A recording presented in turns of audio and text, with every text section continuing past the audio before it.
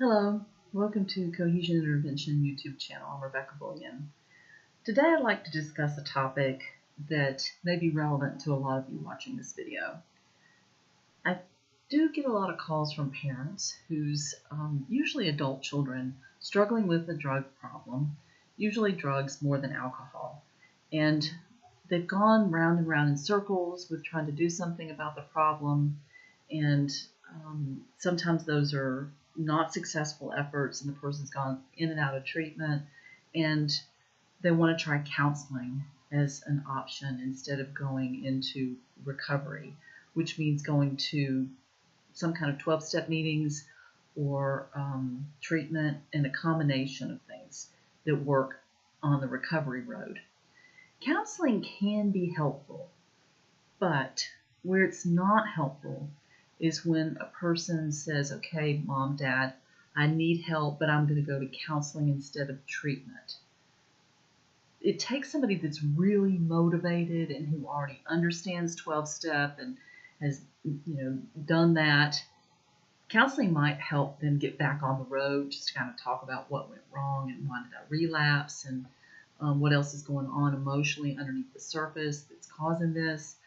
But when it's counseling instead of treatment, it just isn't the protocol that we're looking for. And I just feel so passionate about this because I don't want to enable these young people to die. This fentanyl and this opioid epidemic and all the people that are dying, it's just so distressing. It's like being in a killing field.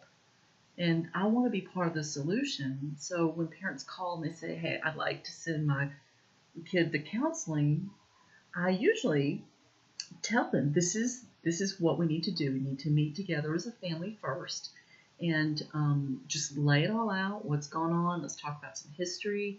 And then if she wants to come to counseling as part of going to other 12-step meetings and me be supportive and kind of direct case manage them to help them get back on track, I'm definitely willing to do that. I want signed releases so that there's no secrets.